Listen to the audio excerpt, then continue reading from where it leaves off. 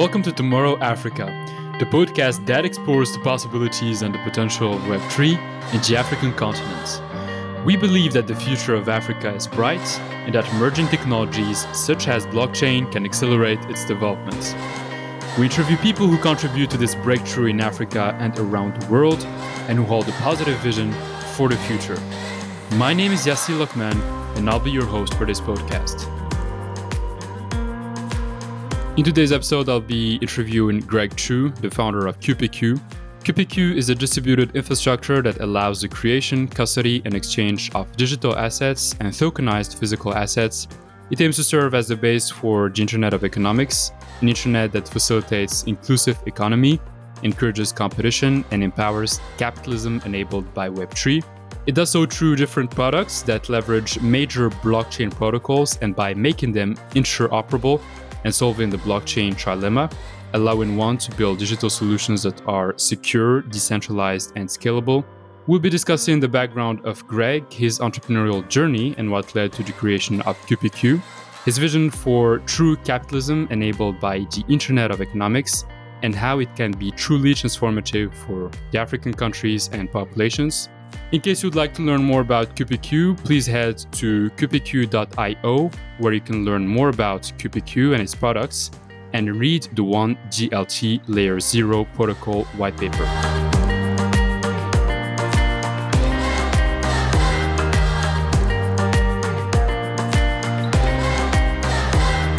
Greg, welcome to Tomorrow.Africa. Hi, Soon. Thanks for having me. So, Greg, there's a lot I would like to discuss with you today regarding the QPQ company you have founded, blockchain, Web3 in Africa. But first, let's talk about you, Greg. So tell us, who's Greg Chu and what was the story and the motivation behind the launch of the QPQ project? Really, I came into this from a kind of an odd background. I started off, I trained as a lawyer, then I trained as an asset manager and got into looking at how we could transact more efficiently in the context of commodities and commodity futures. And I built the first version of this, I guess you could call it, in the early 2000s, which was to bring together all the different exchanges, such that you had a singular point that you accessed all these different exchanges through. Now that was a significant piece of innovation, but in a way, it was just a stepping stone that began to really open my eyes to just how archaic and Frankensteinian the banking system is. The entire financial system is, and how much it actually serves to exclude an awful lot of people from access to the global economy. You know, we talk about globalization and the benefits of globalization and how it's.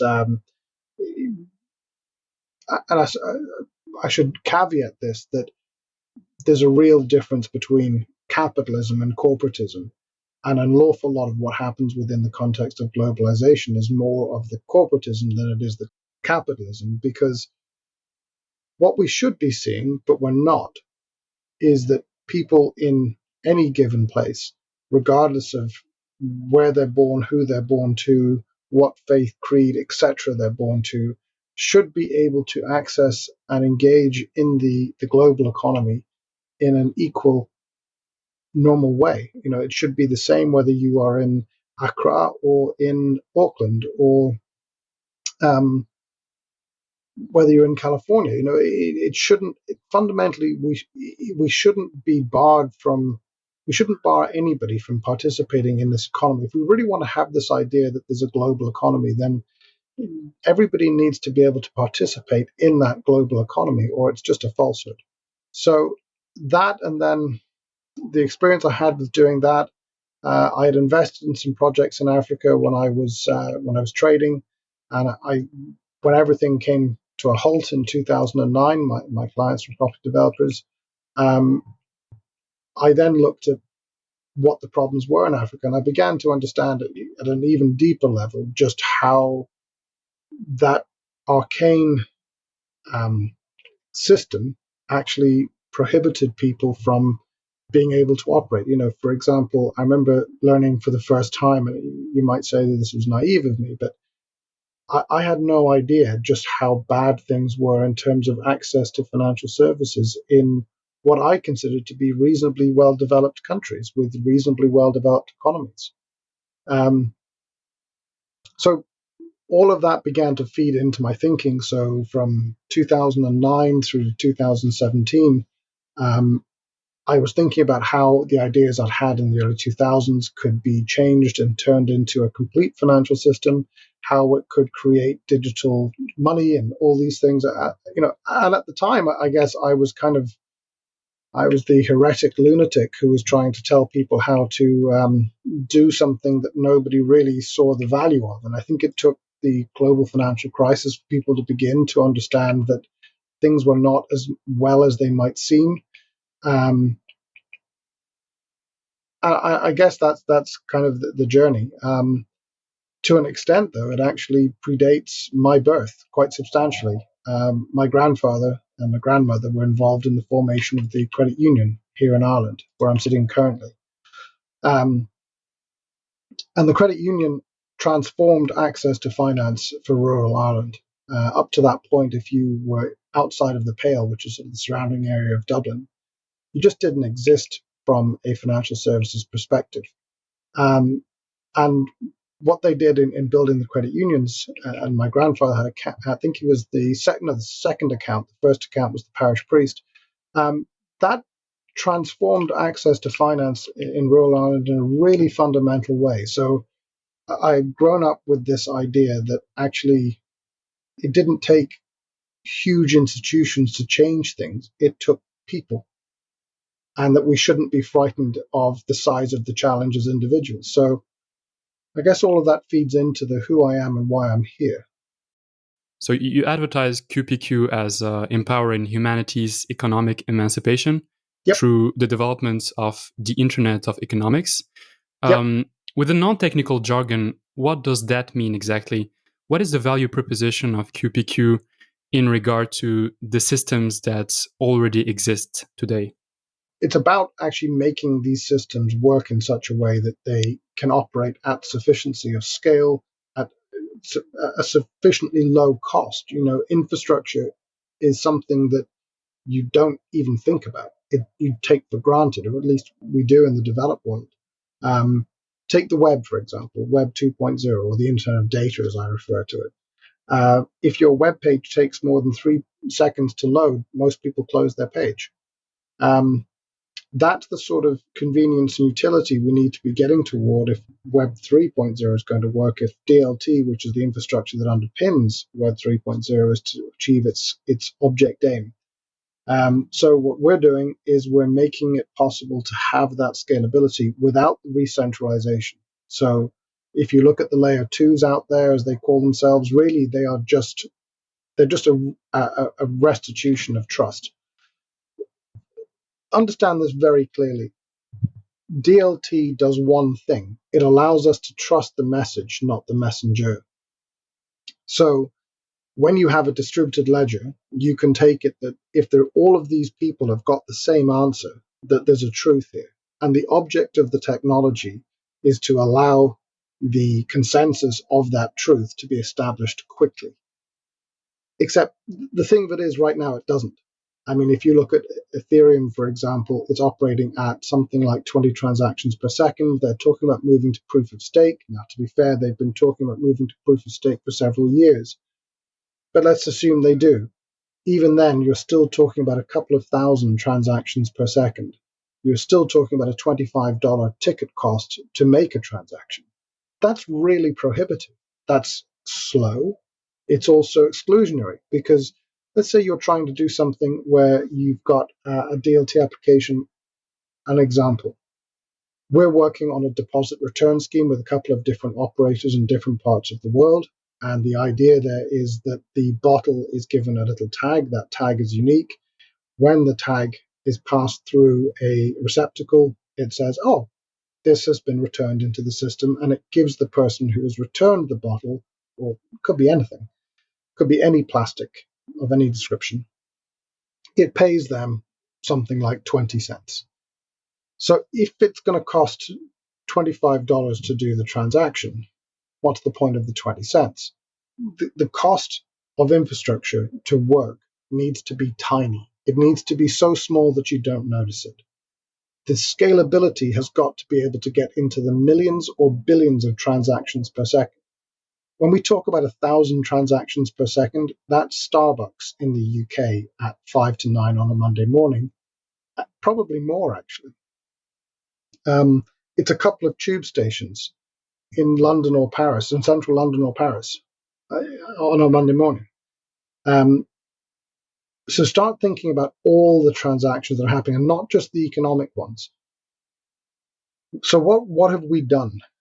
We have essentially broken down all of the component pieces of these protocols so that you can stitch the best pieces together, a little bit like Lego. That if you think of it, you take the existing systems out there, so you've got Ethereum, Hedera, Algorand, Avalanche, Binance Smart Chain, etc., and you break them down into their parts. Then you can actually have the transaction put together using Ethereum, which everybody is familiar with in this space. You can use the Solidity for your smart contracts, but you can pull your consensus in from Hedera or Algorand or other groups that we're talking to at the moment, other layer ones that have got that performance and have got that decentralization. So you've kept true to the idea of DLT. You've got the transaction, you've got the consensus, and you can prove that the two come together. And that's just the start. When we start this now, we're talking about 25,000 transactions per second with sub 10-second finality to actually know that the transaction has been done and gone through, which is coming into the territory of Visa cards and websites. This goes back to what I was talking about a moment ago in terms of needing that convenience. And we'll keep building from there. And this is literally the start for us. This is our very first product. But where does it take us in terms of an internet of economics?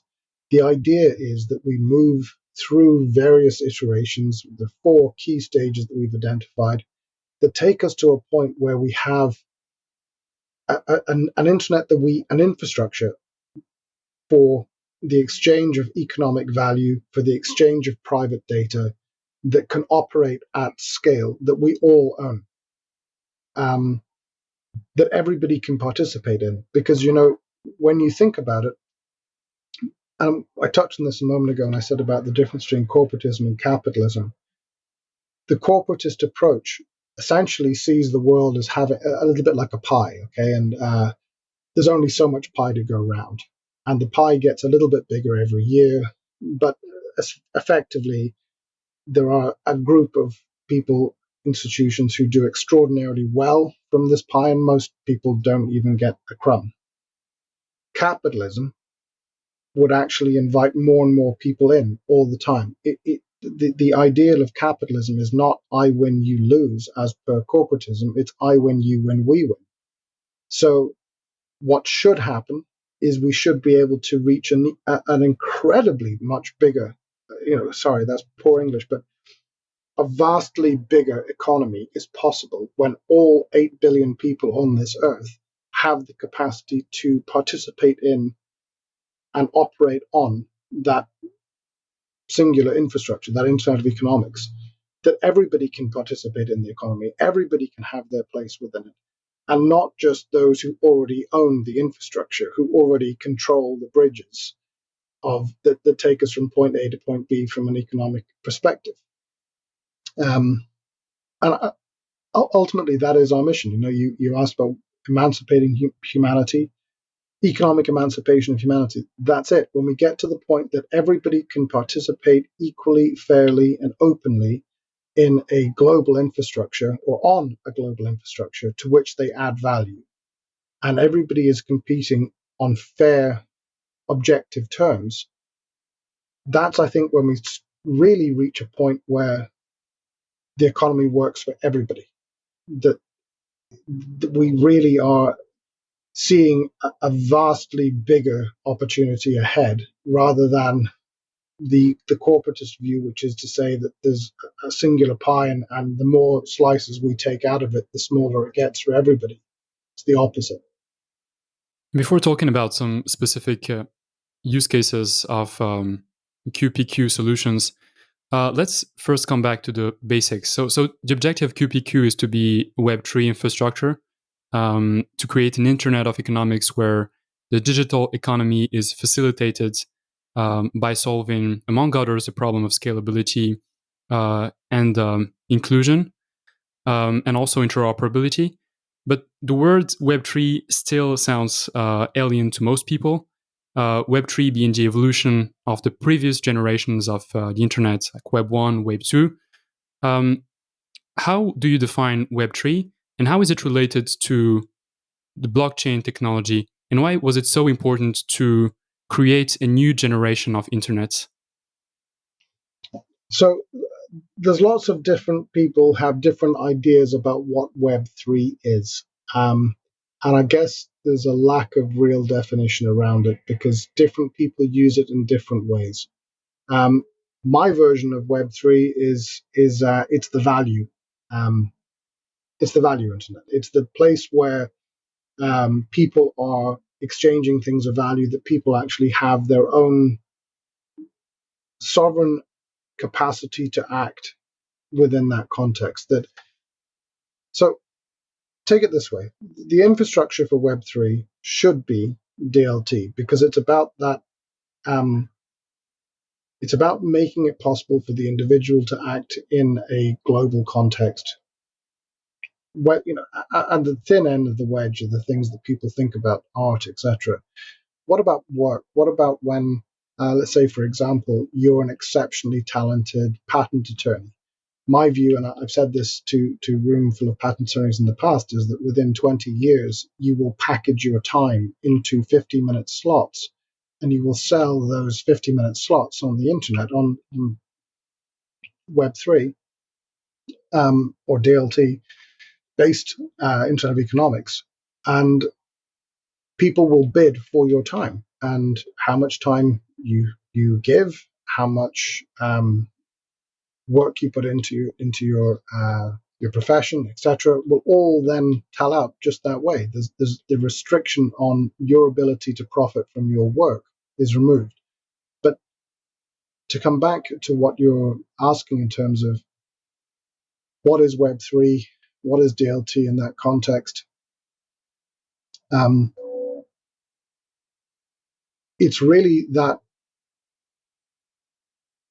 it's about moving to that creator economy. Because if you get to a point where so much of the things that we do, so many of the things that we interact with in the world have become commoditized in some way, shape, or form, the infrastructure is cheap, readily available, and there for everybody to use in an equitable manner. How does the economy then evolve? It evolves to something where we add value.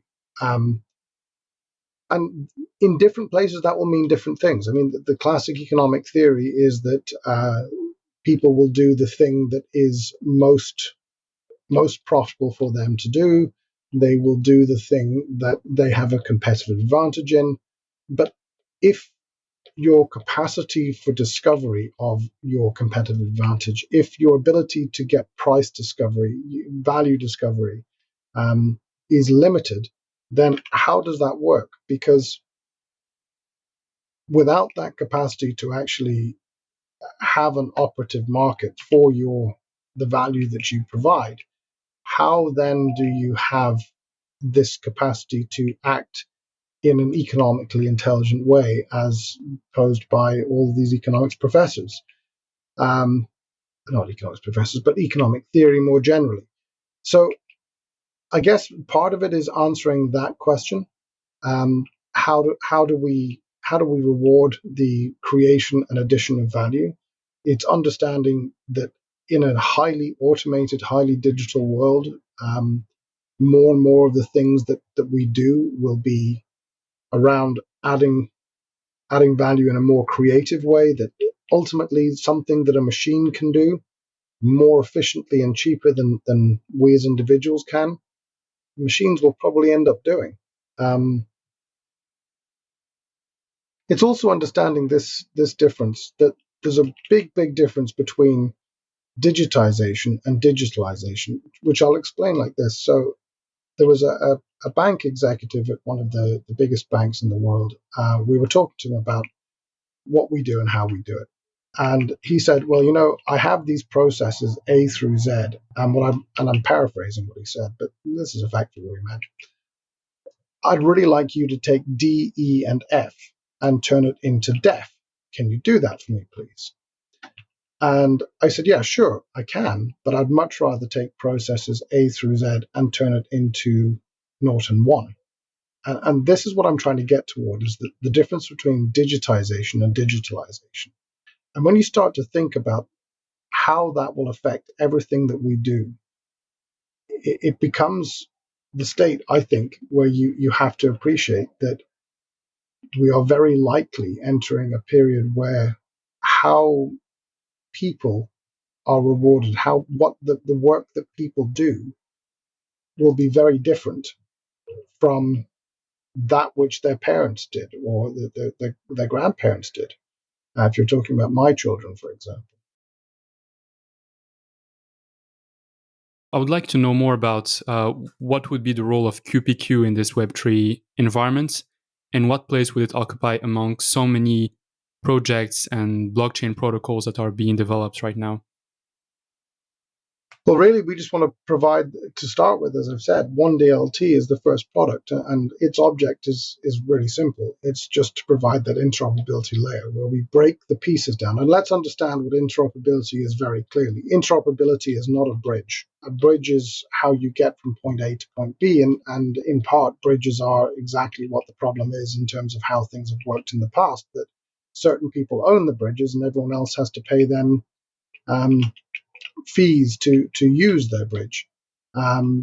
That's not what this is about. And interoperability isn't about that either. Interoperability, let's be very clear, is literally about that capacity to break the pieces down and make them plug back together again in a unique way. The specific, a good example, it's a little bit, maybe a little bit simplistic, but it's a good example, I feel. If you look at the film, The Lego Movie, the movie is about this guy who is the master builder, and his friend Wildside and various other characters. And what they do is they don't follow the script. They don't follow the rules about how you must build this house. They don't pull out the instructions and say, in order to build this house from this box, you have to do this, which is effectively what all the layer one protocols do. They say, this is our Lego box, and this is how you build our thing. And what we're doing is disassembling those pieces and saying to people, be the master builder, be that person who is able to stitch these things together, because we make the building blocks available to you in such a way that you can actually deliver the thing that you want. You can deliver the service that you want, the solution that you want, scalable, speed. The speed is there, the low cost of delivery, etc., all there. So that's how we're starting, is by addressing that. The bigger picture starts getting into things about, well, for example, what are tokens and what are assets? Because our position is that many assets cannot be represented as a token. They cannot be properly traded, operated on, engaged with in the form of a token. So we came up with a new type of digital asset, which we call a data-rich digital asset, a DRADA. And the way these things work is very different from tokens. But you're now talking about the capacity to turn pieces of land into a digital asset.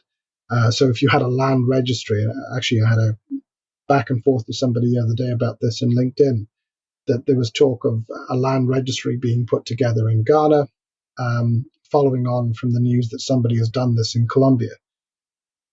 Now, the one in Colombia is using a non-blockchain that pretends to be a blockchain. But putting that to one side, if you could give property rights in Africa, in some countries that they've got very good property rights, in others not so good, not so clear.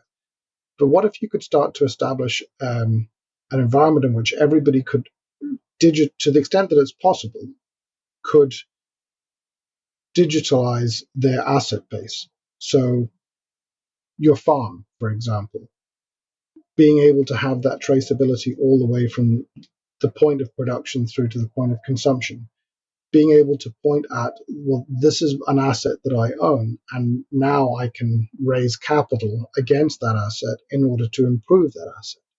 All the things that we've taken for granted in the developed world that often elude people in the developing world. How might that transform things? I think it could be enormous, because the data-rich digital asset actually produces a proof that the token that moves through the DLT layer, the one DLT product that we're offering to that layer zero, but the asset data, which at the moment, when you look at what's going on in the DLT world, that asset data is actually sitting inside a custodian. They may use different words, but that's actually what they are. They are data custodians, they are asset custodians. But what if you could make the two, as we have, bind together? So now you can have the land registry itself, the land registry office be one of the counterparties in the transaction itself, that they can have that voice of consensus to say, yes, we've got that record. All of those pieces, everything that's been done to the land. Maybe make an even simpler example. In the UK, the DVLA has the listing of who owns every car, every vehicle. So if I were to sell you my car, I could only do so officially. You would only own the car I've sold you once the DVLA record updates. So our idea with the data digital asset, to give it a simple example here, is that all of the bills of material, all of the aspects that have been brought together to create that car as a legal entity on the roads of the United Kingdom would actually be within the data-rich digital asset. And when that DRADA moves from me to you, you would actually have the updated registration as an automated part of that process. So you're moving the complete asset. Now put that in the context of anything from minerals, agricultural output, semi-finished goods, high-end finished goods. All of these things become so much more tradable, much easier to engage with. And as you get through the digitalization of these assets, invariably you get to the financialization of these assets.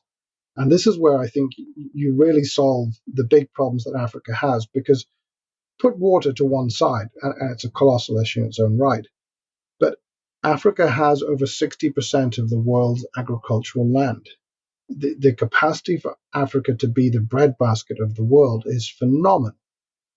But what are the big impediments? The big impediments are access to markets and access to finance. And fundamentally, that's what the Internet of Economics solves.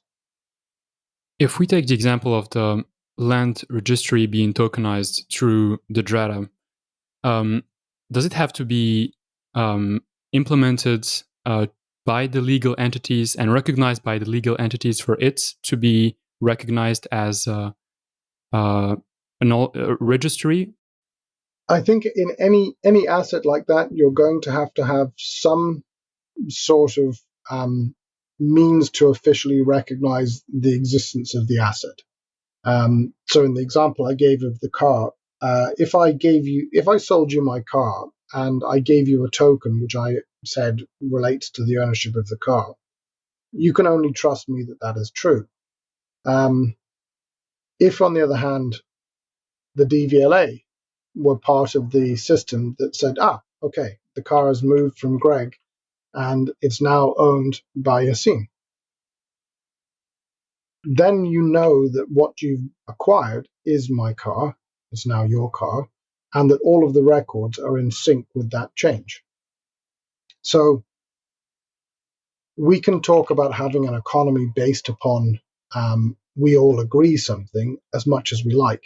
At the end of the day, for many assets, there needs to be some sort of means of registering that their existence officially. But once you've done that, that's when you can begin to move into a decentralized state, the DRADA.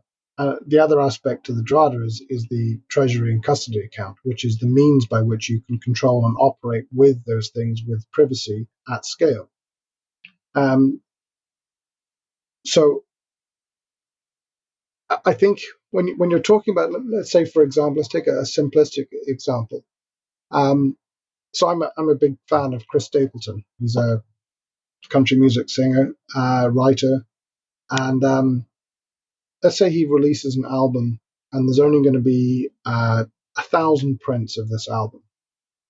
Now that's something that obviously can become quite valuable if all the Chris Stapleton fans in the world say, "Well, I'd like to have that," and then you have a bidding for that particular asset. But how do you know for sure that there's only 1,000 copies? How do you be careful? How can you be careful that the digital rights management are built into the asset, that all of these pieces are there together to make the value you think you're getting real? And at some point, yes, you're going to have to trust the source, the issuer, to say, I've issued this many. There's a digital rights package, there's 1,000 copies. So yes, you do have to find some means to get that initial consensus that an asset is an asset and that its ownership at the point of starting the whole process is true. Yes. And yes, that is a significant hurdle to overcome. It's why when I've been asked in the past, how long do I think it will take for the Internet of Economics to really catch on in the same way as the Internet of Data, I say probably about the same amount of time it took the Internet of Data to catch on, i.e. 20, 25 years. It will take time for all of this to unfold, but I do believe that it is a transformational set of technologies that will completely alter the way that we engage with one another and the world around us. There is this blockchain trilemma that most blockchain protocols are trying to solve, which is finding a balance between security, decentralization, and scalability. And there are other attributes that are also very important, as you have mentioned, interoperability, that are important when you build a solution on blockchain. So all of these attributes are very important to take into consideration because they are the very things that make blockchain interesting.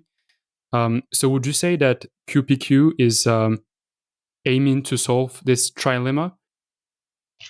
So actually, we're the only people who have solved that problem.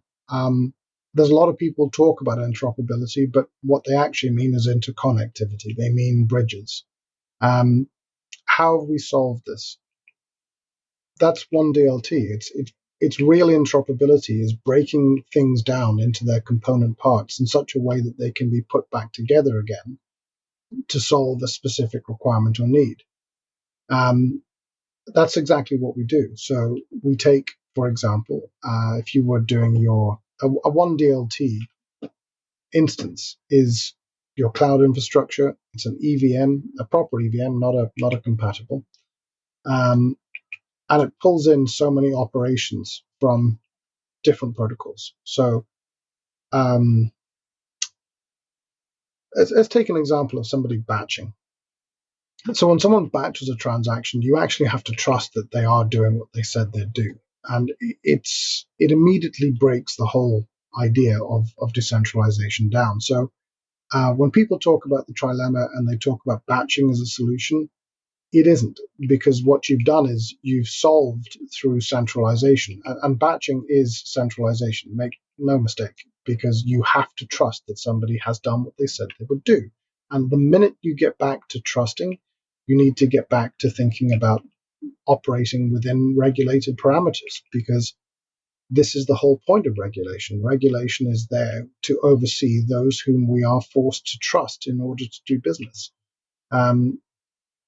So how do we solve it? It's by pulling those pieces together. It's about giving you the consensus from higher, better performing networks that are decentralized, not forcing you to trust us or a small number of nodes that we've solved, because very often the solution is to have a very small number of nodes within a concentrated group. So there's a pharmacy group made up of some of the world's biggest pharmaceutical companies who are doing their blockchain. Okay, but now what have we solved? Because we're forced to trust them. We're forced to trust an industry group that the industry is telling the truth. Why? Why can't we have a public system? The answer is because it just isn't scalable enough. It just isn't secure enough. But if you follow through 1DLT, it is, because the consensus is coming from Algorand, Hedera. It will come from other protocols in the future. The reality is we will make it such that every leading protocol will be part of that network. And you will be able to pull various services down from each protocol, each network. That's really solving the trilemma for the first time. And what are the milestones that you have set in regards to the development of these different solutions, like the Drata and other products or solutions that you're currently developing? The milestones for us are to start with. We start by selling various versions of 1DLT. There's a startup version, a growth company, scale up, etc. And get people actually delivering value using decentralized technology. They're able to code using the Ethereum smart contract, and they're able to bring the consensus in from other public blockchain services. That's the start. Where do we go next? We start bringing in what we would call invisible bridges. So at the moment, we have what I would refer to as the My Dollar bridge. So some of the most well-known bridges out there are this.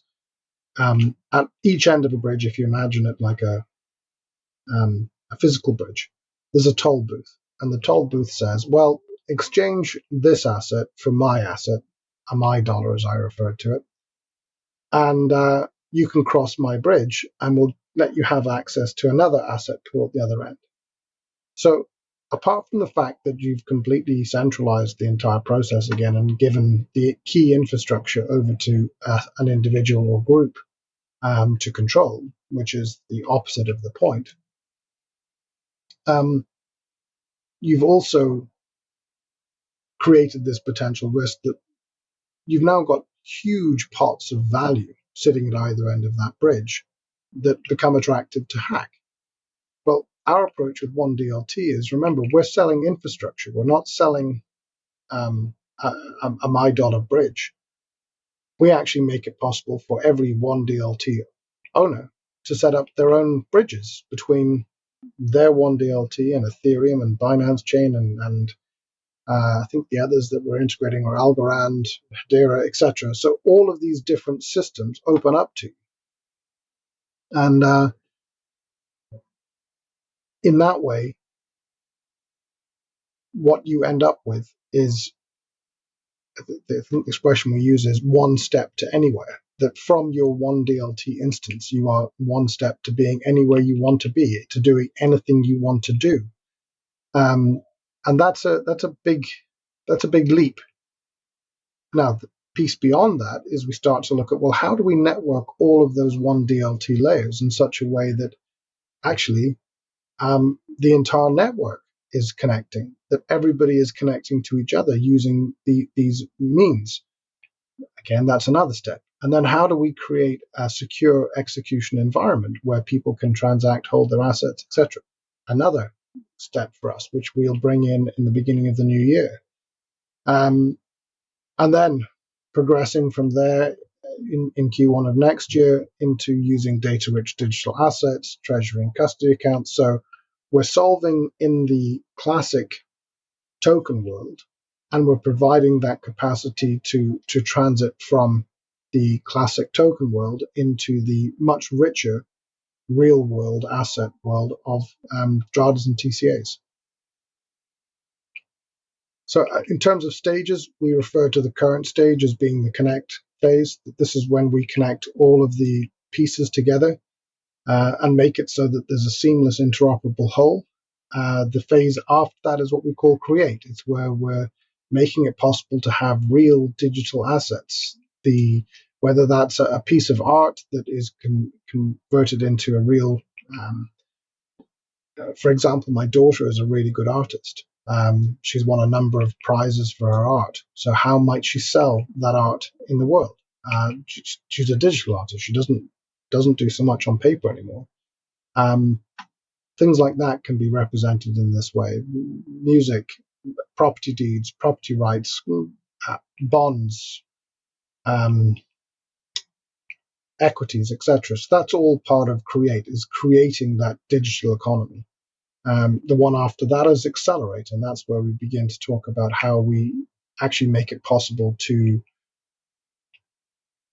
move from millions of transactions per second, or at least hundreds of thousands, into billions. And this is when the TCAs begin to have their own purpose. And then finally, it's into transform, where we make that shift from the digital economy into the programmable economy. The big difference there being that we've actually engineered the capacity to make contracts operative instruments rather than documents of failure. So would it be possible in the future to use the QPQ infrastructure to code decentralized applications, as it is already the case today with Ethereum, for example, or other protocols?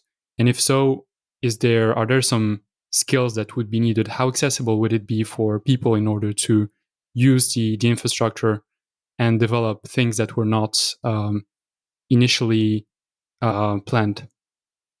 So in terms of something I'm careful of is I don't necessarily want to get to have QPQ or anything we're doing end up in a state where you have to have skill A in order to be able to operate with what we're doing.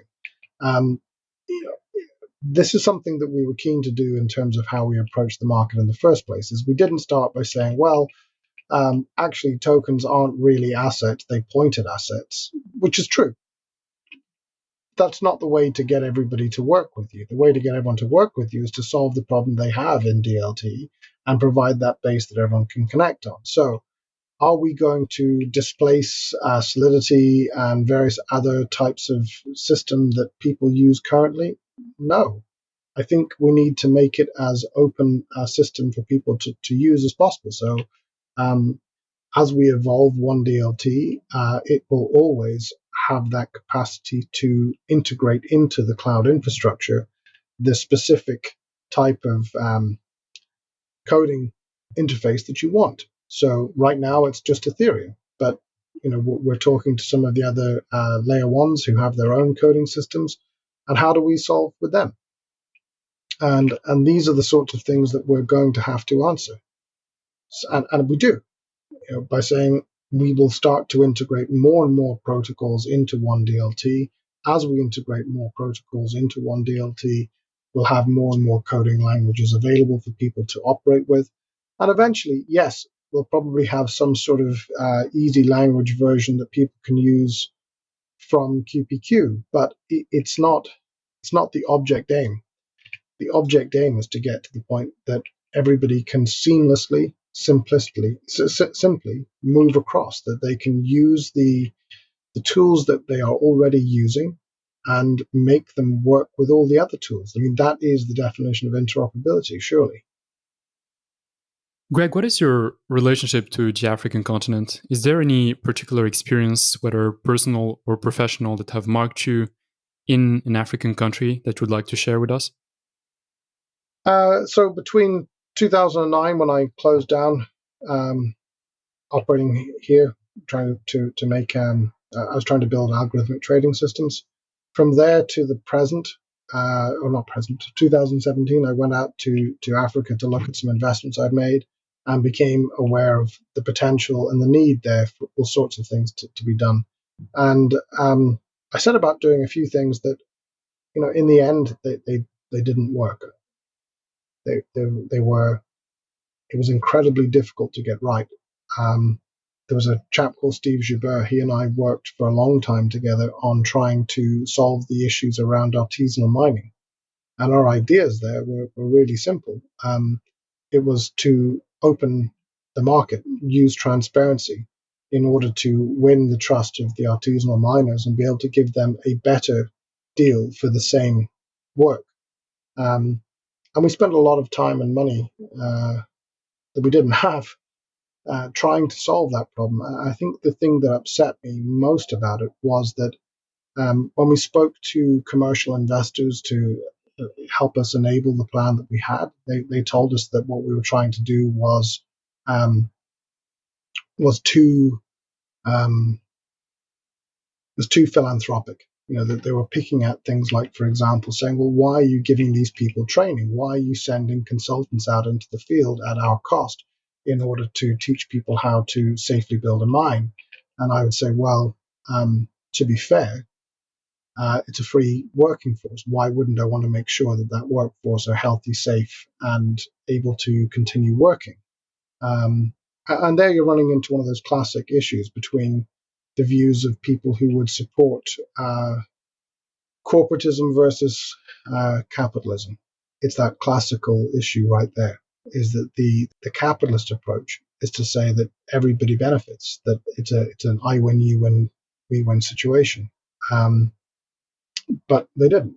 And then on the other side of that, when I went to talk to philanthropic groups, they said, "Oh no, this is far too commercial." And I said, so it was. It made a profit. It was modeling to produce an 8% net profit every year.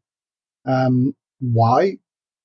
Because the long-term solution, the long term is where all the profit is. It's not short term. It's not 1 quarter from now. It's 25, 100 years from now. And if you can make your costs and your profit is that of a utility, which is what we were. We were trying to provide a utility service to the artisanal mining community in Mozambique and Zimbabwe. Then that's all the reward you want, right? Except no, because the philanthropic groups were spending vast amounts of money thinking up first world solutions to third world problems around how you solve for communities of people who are dissociated, broken away from the wider community and wider society that are the artisanal miners, and how those artisanal miners have short lifespans, short, brutal lifespans. You've got children standing in pools of mercury trying to sift gold to create this amalgam. Why? Because they don't really care about what impact that's going to have on them 20 years from now, because they don't know whether they're going to eat in 2 days from now.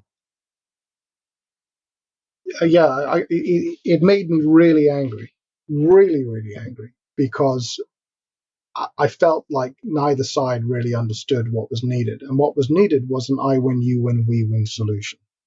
And I think ultimately, I've been through a lot of dark times with QPQ. I started this from a position of being financially on my knees. I have been incredibly lucky to have a fantastic wife who supported me through all of this, who's looked after the family, looked after me. And even when we were facing financial oblivion, didn't give up on me. But the thing that you have to look at is, when you do what we've done, when you take the high road, when you take the brutally painful road, you don't do, like, for example, I could have come to market 5 years ago in the 2017 Me Too rush of money into the crypto world. Could I have issued a token? Yes. Could I have done it in 2018, 19, 20, 21, 22? Yes. Would it have been the right thing to do? No. I was very conscious of what EOS did, for example. EOS came to market telling everybody that if you just give them some money, they'll revolutionize blockchain. But they didn't. And it was obvious that they weren't going to, not just because they didn't know what they were going to do, but because once they got all the money, the incentive to provide the solution went away.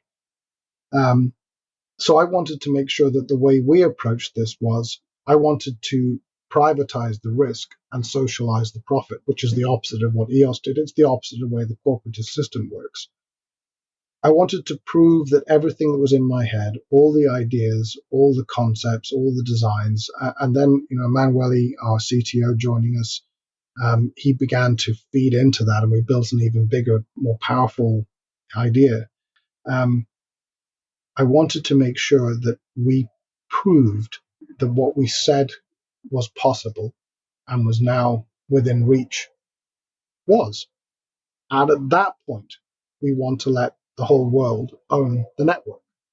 We'll sell the network to the world. But that's really just the beginning, because the real value is that everybody who owns some of that network is building on that network, and they're just taking it further and further and further. And it stops being QPQ's network. It becomes the internet of economics. It becomes this living, breathing thing that everybody owns, everybody contributes to, and everybody benefits from. But we're not going to get there by taking the quick, easy route. So, to the point, when I was doubting myself, when I was in those dark moments where you question your sanity and you think, why didn't I just take the easy money and the easy road forward? You think about what it is you're trying to achieve and how many billions of lives you're trying to touch. When my grandfather died, thousands of people came from all over Ireland to honor him. They did that in part because he was a very gregarious, fun person, a great storyteller, and all the rest, no doubt. But in no small amount, it was about recognizing that he was somebody who had touched their lives, that he had brought something to them that they didn't otherwise have. And he didn't do it for his own profit. He did it because he thought it was the right thing to do. And I'm not saying I'm as wonderful in that way as he is. I do intend to profit from the risks I've taken, but I don't need to take all the profit, not even close. And I think if we stop thinking in that corporatist way of what's mine is mine and what's yours is mine too, then actually we can build this different economy. We can make this world possible where it doesn't matter anymore where you were born, who you were born to, and the circumstances of your life. Everybody has an opportunity to do something with that. And I appreciate that's a little bit kumbaya-ish in that you have swathes of the world in which basic access to the internet isn't there yet, but it's coming. And the thing of it is, the developing world is making leaps that the developed world is still transiting through. The move from modems to ADSL to DSL to fiber optic, etc., and onto mobile phones and 5G, that whole transition has been skipped. And people are more or less transiting from not having a internet at all to having 5G, or at least 4G.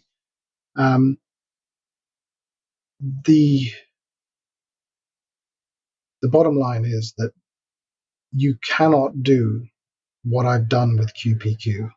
You cannot take as many punches and be knocked to the floor as many times as I have and hold on to your principles, your belief, and your intent to take the higher ground, to take the high road, unless you believe there is something more to this than the ability to put 10 Porsches or 15 Lamborghinis or whatever it is onto your driveway, because that just isn't the point. The thing that makes you get up is your family. It's knowing that you've taken people on a journey with you that you're responsible for.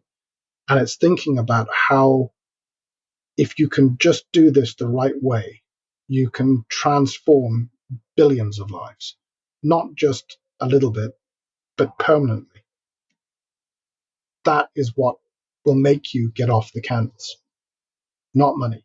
You need to have a bigger, higher cause, a bigger belief, a higher calling in order to find that strength when you're at your darkest and deepest, to get back up off the canvas and throw the next punch. Greg, we believe at Tomorrow Africa that our aim is to contribute in developing a bright and different vision of the future of the African continent. And we believe that if African countries leverage emerging technologies like the ones we have been discussing about, things could look like different in the future. What is your vision for the future of the African continent? How do you think things could look like if African countries choose the route of capitalism and not corporatism? It's completely transformative. I kept making this argument when I was trying to build. So the thing that we were trying to build in Africa at that time with farming cooperatives and mining, artisanal mining, was called Simba Mining, Agriculture and Energy. And I kept making the point when I was talking to investors in the UK and Europe and USA that Africa was a continent of nearly 2 billion people, the vast majority of whom were under the age of 25.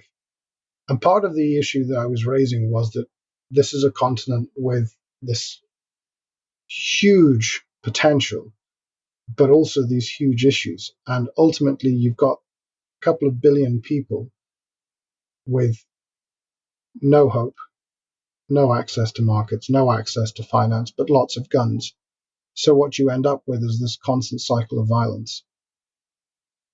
And there's an awful lot of virtue signaling going on in lots of different ways, but it was going on long before the phrase was coined around Africa and feeding the starving, etc. It was always a short-termist thing that was not about impacting the people in Africa so much as it was feeling good about yourself. So if you were to look at how, and you know, I've driven all around the bush in parts of southern and eastern Africa and West Africa, and I've seen sort of the parts of the world that you only really ever see, certainly from a Western perspective, in journalistic production, pictures, rather than seeing it in person and seeing it up front and personal.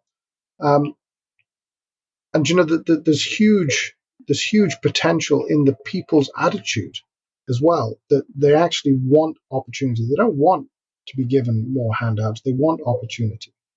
So if you took somewhere like Ghana, and I actually think Ghana's done a pretty good job, not perfect, but a pretty good job of trying to establish rules that encourage Western companies, Chinese companies, to come in and operate there, but also encourage them to pass on skills to the local population.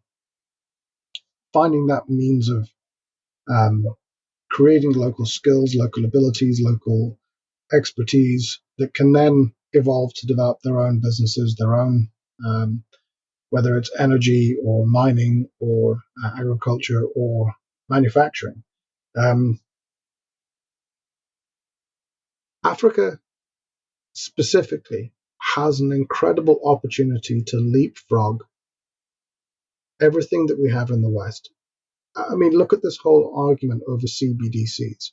We actually presented to one of the world's leading central banks how they could use DRADAs and TCAs to solve the problems around CBDCs and the proper creation of a CBDC. Because actually, as FINMA, the Swiss regulators, have pointed out, it just doesn't work. Tokens and the whole process around tokens just does not work to create a liquid, compliant, operative currency. So what if one of the central banks in Africa, who are not held back by out-of-date thinking, who are not held back by big institutional inertia, what if one of them would start thinking about, well, how could we move into the digital era? How could we lead for ourselves rather than wait to be led? I'll give you a good example. A leading global regulator asked me for my opinion on a number of points around DLTs and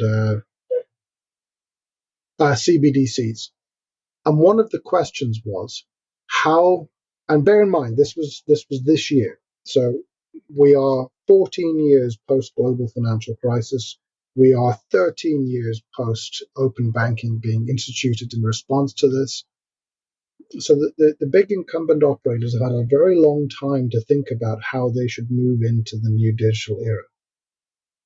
But one of the questions was, how can this institution, this political and civil service institution, how can we protect incumbent interests from this transformation? And I lost my temper a little bit when I responded. And what I wrote back was, this is a little bit like the sled pullers union complaining about the rapid implementation of wheels. Now, that problem doesn't exist in Kenya or Ghana or Chad or Mozambique. Yes, there are incumbent institutions, but they're not of the same magnitude. And actually, most of them will do better from this. In fact, every financial institution will do better from embracing digitalization. What do I mean when I say that? Because obviously they seem to have a different perspective. What I mean is this. There's a film called The Mission. And in The Mission, it's a really good example of what I mean about the difference between mentality. Jeremy Irons plays a Jesuit priest who is taking this conquistador up into the kingdom of heaven, right up this mountain. And he's just wearing a set of pajamas and I think a sword. And he scales the mountain pretty easily because he's unencumbered. And Robert De Niro's character plays the Spanish conquistador. And he's laden down with all of the equipment necessary to fight a battle on a 15th century European battlefield. So he has thick armor and he has the musket, the equipment that he has to carry with him. And ultimately, he's unable to get up the side of the mountain because he's held back by the things he thinks are actually his assets. But really, they've become his liabilities. They're not necessary for where he's going or where he is. And that's exactly like the financial institutions. I say to them, in the future, you will make more money with less risk doing less. And this is true of just about everybody than you do today by holding on to and controlling these things that you think are assets, but actually they're your liabilities. And the sooner you learn that, the sooner you will transition, and everybody can transition with you into this more vibrant, more inclusive economy that is by so many factors bigger than the current one.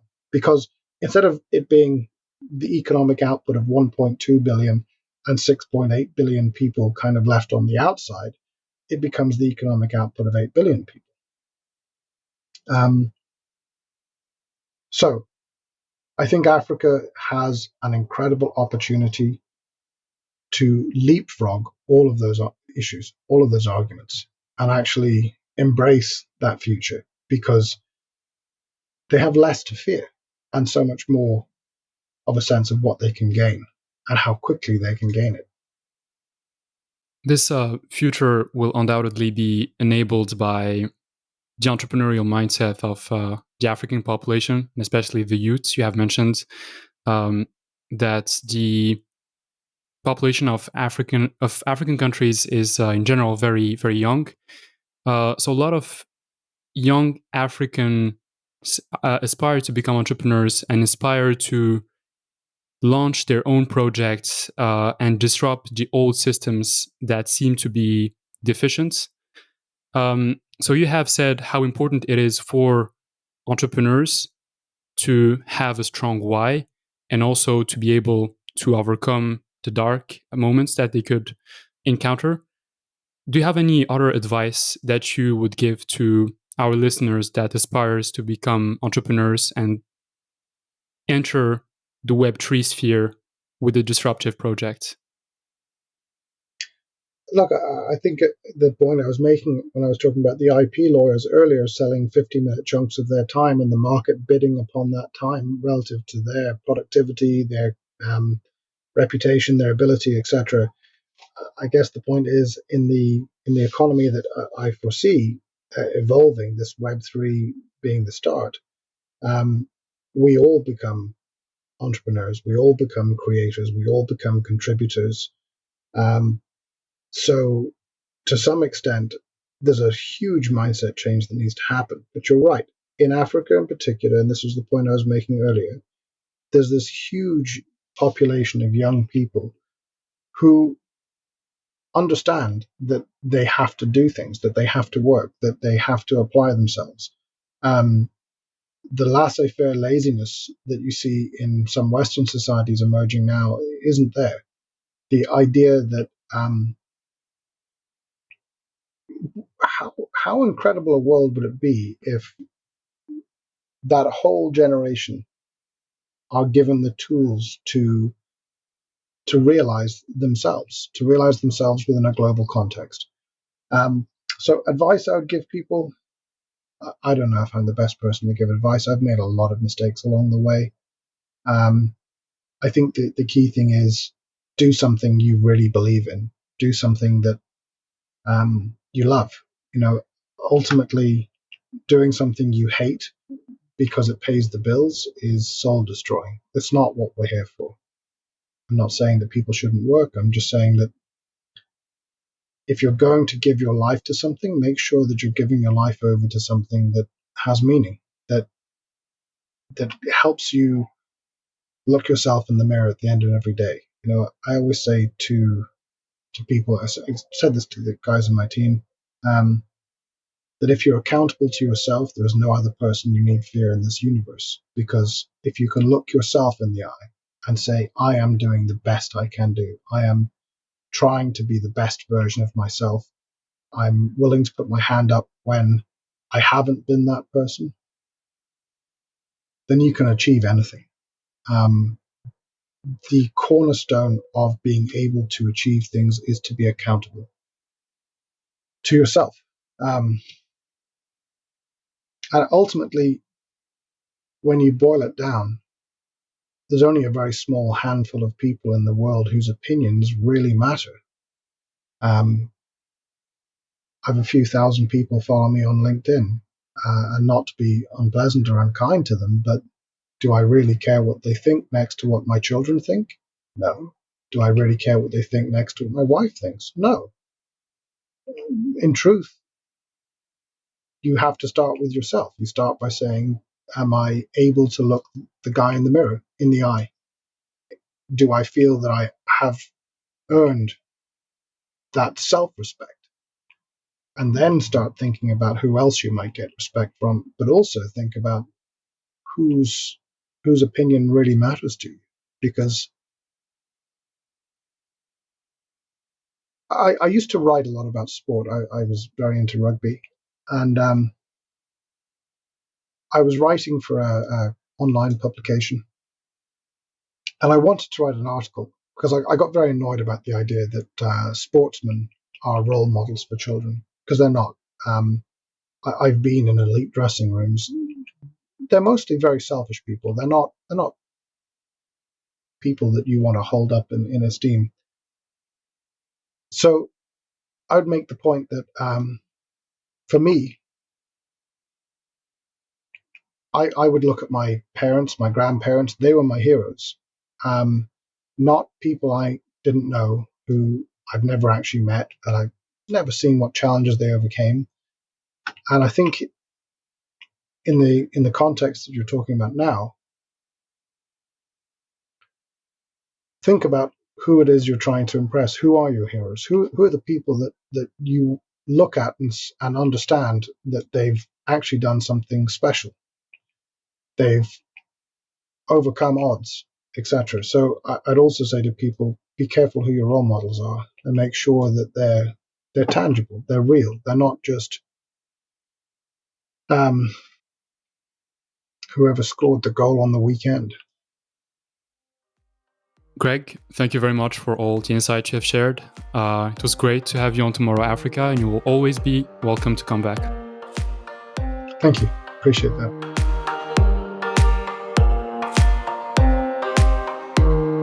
I hope you enjoyed this episode. Feel free to visit our website, Tomorrow.Africa, and subscribe to our channels to be updated about the future episodes.